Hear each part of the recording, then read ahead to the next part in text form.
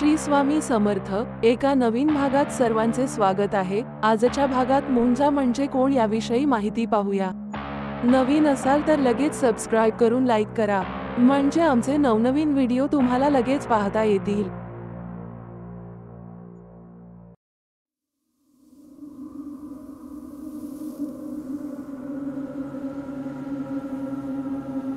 आमच्या गावात मारुतीच्या मंदिरापासून थोडं दूर एक मोकळ पटांगण होते। त्यावर आम्ही गावातील सर्व मुलं सुट्टीच्या दिवशी दिवसभर खेळायचो। त्याच पटांगणाच्या एका बाजूला पिंपळाचे झाड होतं। आजी आम्हाला रोज सांगायची, संध्याकाळी त्या झाडाखाली जाऊ नका। का म्हणून विचारल्यावर उत्तर असे, त्या झाडावर मुंजा असतो, तो लहान मुलांना झपाटतो। त्यामुळे आम्ही मुले त्या झाडाजवळ जात नव्हतो।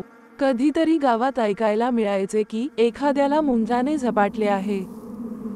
तर मुंजा म्हणजे ज्याची मुंज झाली आहे पण अजून सोडमुंज झाली नाही असा मुलगा। वयाच्या 7व्या-8व्या वर्षी मुंज होते आणि पूर्वीच्या काळी लग्न लवकर व्हायची तेव्हाच सोडमुंज होत असे। म्हणून सामान्य भाषेत मुंजा म्हणजे साधारण 8 ते 16 वयोगटातील मुलगा। ब्रह्मचारी, ज्याचे लग्नच झाले नाही अशा पुरुषाला सुद्धा थट्टेत मुंजा म्हणतात। कोकणातील भूतांच्या दंतकथा प्रसिद्ध आहेत। त्यात लहानपणीच म्हणजे मुंजा असतानाच मेलेल्या मुलाचे भूत असते, त्याला सुद्धा मुंजा म्हणतात। हा मुंजा पिंपळावर राहतो। त्याच्या बालपणाच्या इच्छा अतृप्त राहिल्यामुळे तो त्याच्या वयाच्या मुलांना झपाटतो, म्हणून त्या वयाच्या मुलांनी रात्री पिंपळाखालून चालू नये अशी मान्यता आहे। वास्तविक या वयाच्या मुलांनी संध्याकाळी उशिरापर्यंत बाहेर खेळत बसू नये म्हणून घातलेली भीती असावी। काही ठिकाणी प्रचलित समजानुसार हा भूताचा एक प्रकार आहे। एखाद्या मुलाचा उपनयनापूर्वी मृत्यू झाल्यास म्हणजे त्याची मुंज करण्याची इच्छा अपूर्ण राहिल्यामुळे तो मुंजा होतो व पिंपळावर राहतो असा समज आहे। आपल्या सनातन धर्मामध्ये 6 वर्षाखालील मुलाचे जर काही कारणास्तव निधन झाले तर त्याला दफन केले जाते। कारण अशी मान्यता आहे की लहान मुलांना त्यांच्या शरीराशी मोह नसतो, त्यांच्या इच्छा तीव्र नसतात।